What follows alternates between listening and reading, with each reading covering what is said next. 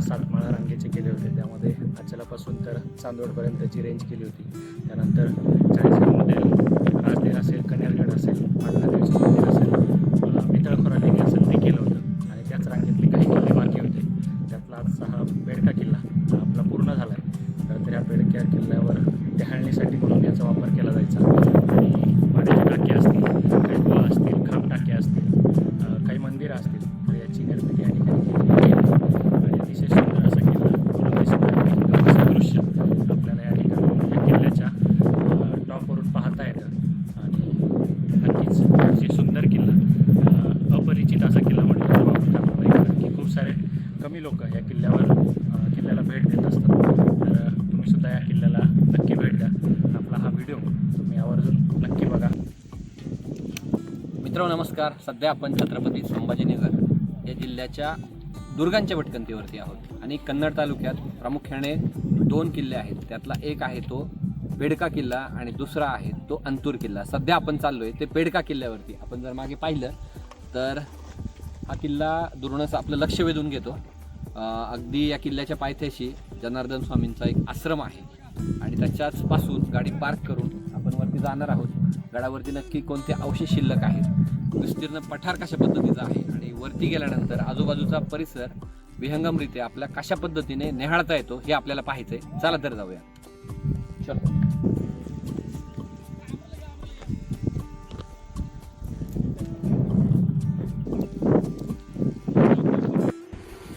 दोस्तो, आश्रमाच्या पासून ते डोंगरावर चढायला सुरुवात केल्यानंतर आपण चाललोय. तुम्ही जर पाहू शकता की काही झाडं आहेत, झुडपं आहेत, त्याच्यातून मार्ग काढत आपल्याला पुढे जायचंय आणि तुमच्या समोर जो दिसतोय तो आहे बेडका किल्ला. तिथे आपण जाऊन पोहोचणार आहोत.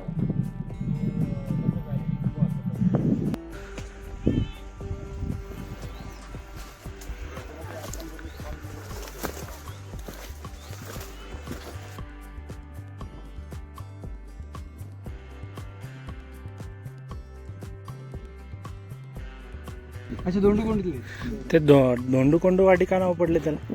दोंडूकोंडीच म्हणतात त्याला. तिथं कोण होते का त्या नावाचे? पहिले असतील, आता आपलं काय सांगते ते. तुम्ही कुठल्या वाडीचे? हा, तुम्ही कुठल्या वाडीचे? धोंडूकोंडू वाडीचे. किती गुरं आहेत? एवढे. पाऊस आहे का? हा, पाऊस पडला? थोडं थोडं चालेल भरपूर.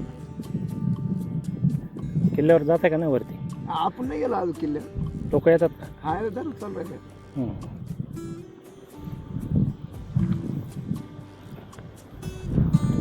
मित्रांनो, सध्या आज पावसाने थोडी विश्रांती घेतली आहे आणि सुंदर असं वातावरण त्यामुळे आपल्याला बघायला मिळते. इथले स्थानिक गुराखी आहेत. या माथ्यावर आपली गुरं चारण्यासाठी येत आहेत.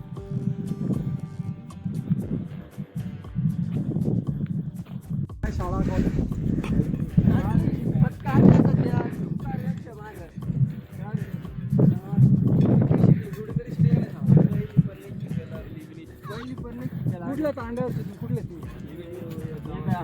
खालचा तांडा का? अरे आम्ही येताना नाही, इकडून येणार होतो बरं का आपण.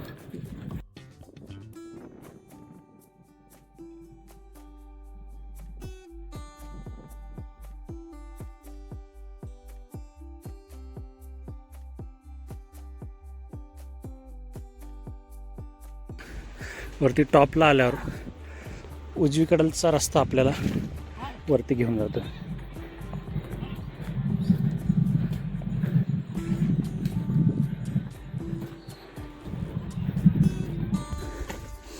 आपण जे आलो ते आश्रमाच्या बाजूने आणि हा अपोजिट साईड आहे ती पेडकावाडीच्या बाजूने.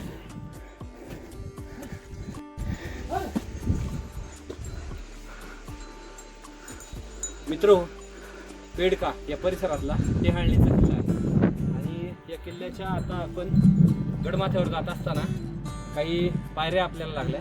त्यानंतर आपण या ठिकाणी येऊन पोहोचतोय. तर तुम्ही रचना पाहिली त्यावरून सहजपणे लक्षात येते का हे दरवाजाचे अवशेष आता आपल्याला पाहता येतात आणि तिथूनच पुढे एक रस्ता पुन्हा वरती जातोय. हे दरवाजाचे अवशेष पाहून आपण वरती जाऊया. चलो.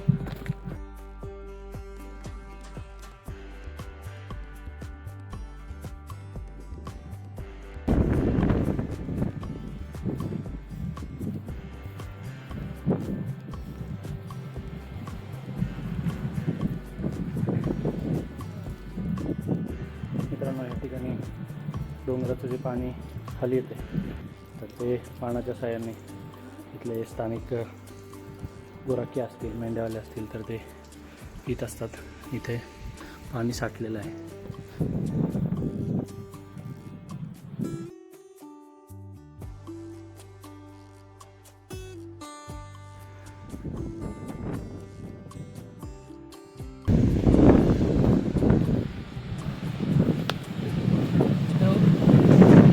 किल्ल्याच्या माथ्यावर येत असताना आपल्याला हे छोटंसं देवस्थान लागतं. त्या ठिकाणी देवी आहे, तिचं नाव आहे करजाई आणि या परिसरातील जे रहिवासी आहेत त्यांची देवता म्हणून ही आहे. वर्षभरात तिची यात्राही असते, या ठिकाणी त्यांचा उत्सव साजरा केला जातो.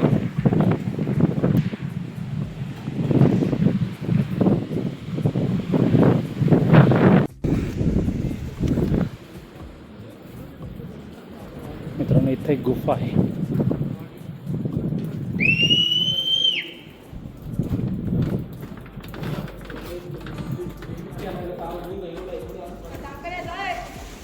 मित्र, या ठिकाणी किल्ल्याच्या या उंचावर असणाऱ्या कोटामध्ये पुन्हा एक गुहा आपल्याला पाहायला मिळते.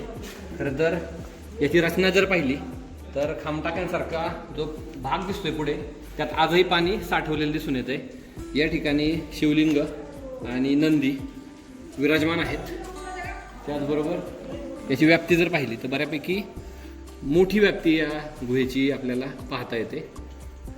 काळाच्या ओघात काही खांब आता जरी तुटलेले असले तरी सुस्थितीत असणाऱ्या खांबांवरून त्यावेळेच्या बांधकामाचा किंवा कोरीव कामाचा एक अंदाज आपल्याला लावता येतो.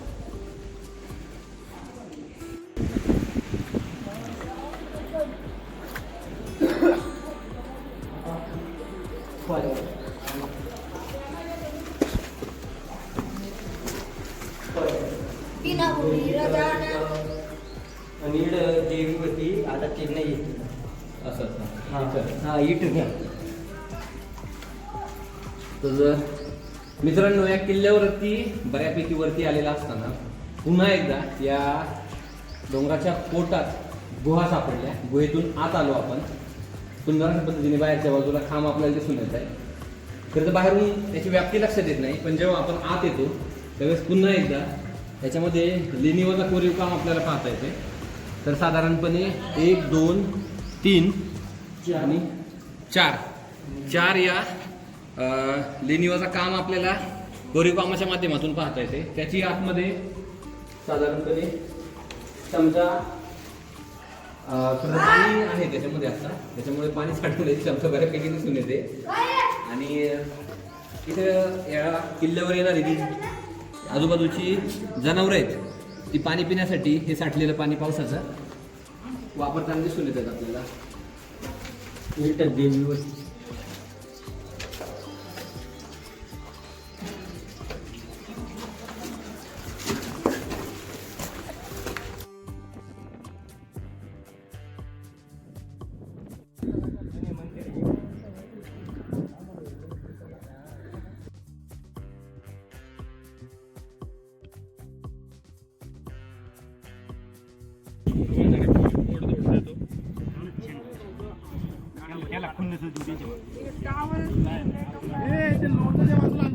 मित्रांनो, सगळ्यांना भूक लागल्यात आणि त्या ठिकाणी जो आपण सोबत नाश्ता आणला त्याच्यावर आता आपण धाव मारतोय.